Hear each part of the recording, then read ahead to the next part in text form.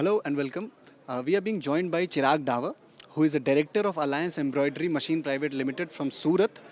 Thank you so much, sir, for joining us, and I would like to congratulate you for being nominated for the award. How are you feeling? First of all, thanks a lot for having us here and nominating us for the award that we are going to receive here. It's a very good event. It's a brilliant effort towards motivating businessmen like us to, you know, uh, to do good things in the industry and for the country as well. Thank you. Alliance Embroidery. Can you tell our viewers more about this industry? Actually, we have been in the industry for the past 20 years. We have been the pioneers in supplying the best of the technologies that the industry can have in terms of embroidery being done on fabrics and all sorts of garments. Earlier, this was happening since eternity, and it had all been happening by hand. Ever since machineries came, they were so expensive that only the niche crowd could get it done, and the big business houses were the only ones who could do it. Since the last some 20-25 years, ever since the machineries have been started to be produced in China, the costs have been under the how the factories can really afford to now have these machines. And from then on, if you'll see the statistics, uh, now 99% of the whole garment industry is into embroidery, which was not there before because of unaffordability. So now it has been affordable, and thanks to the technology that has come with economies of scale in China. I would also like to know about your contribution in bringing this industry into the mainstream, in helping this industry grow. uh, I'd like to say things about it like this, that in the last 20 years, uh, there have been a lot of changes in the technologies that have come into this industry, and fortunately, we have been the pioneers in this. We have been the first ones to bring these technologies into the country, and spreading this technology all over through the textile industry, especially in Surat. And we have played a big role in making Surat's embroidery and other fabric and textile industry to grow up to such a level that now we can actually compete with China and other countries in the world. And you're talking about China and importing these machineries from China at the time when we are emphasizing on make in India. So why are we importing it from China and why are we not making it in India? Actually, the whole work culture in China has been like that. They have been very good in to reverse engineering the things. So ever since the machines were made in Europe and Japan, they were the first ones to bring it under cost. And the whole ecosystem out there in China have been like this, that from the smallest of the screws up till to the latest of the technologies, they have been able to do everything because the whole ecosystem has been like this, and the government support has been too much.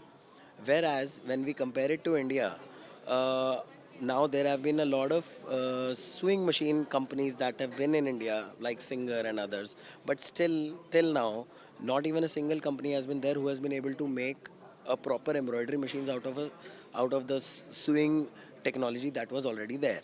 So that's the reason, because the whole ecosystem is not here till now.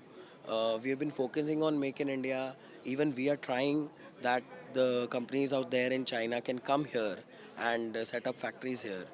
But and even they are willing to, because as their costs of employment is going higher and higher, even they want to set up factories in India. But there is a lot of gap between the ecosystem out there and the skilled labor that is not available here right now. So what support do you want from the government of India and what are your solutions to remove the impediments in the route of making it in India? As I said before, even the companies out there in China and other countries, they are willing to set up factories in India and really make machines of great quality here as well. Just like companies in other industries like Apple, for that matter, Samsung and cars and different industries have been able to set up here in India. The main factor behind that is those industries, those products have been made. Uh, can be made automatically by machines and not and they are not in the requirement of proper skilled labor. So first and foremost requirement is upskilling the labor that is here. Secondly, uh, now you must have known that the government of India has come up with BIS certifications for textile machineries to be imported here. So those machines, which even if their standards are higher than the BIS here, they are not willing to, give the certifications to specially machines made in China, because obviously we want to, push our economy better than them. But the way is not this. Like if you'll straight away ban more than 2,000 crores of these machine amount for more than 2,000 crores worth of machineries, they come annually in this country, and they generate a revenue of around maybe more than 10,000 crores all over the textile industries of India. If you'll straight away ban them, or if you'll not give BIS certification to them at all, rather than starting to make machines in India, the demand of the machines will go down and the whole textile industries will fail. So my suggestion is that till the time the ecosystem is not ready in India, at least importing of spare parts and importing of raw materials to firstly assemble the machines here, that should be allowed. And then later on, when first the assemblies will be going on, after that these spare parts and everything can be started to be manufactured here as well, after we have learnt and reverse engineered the product. And then one day can come that we can actually be ready for making the whole product in India, and then later on even export it to outside markets. This is my particular suggestion. Thank you so much, Chirag, for speaking to us, and congratulations to you once again. Thank you so much.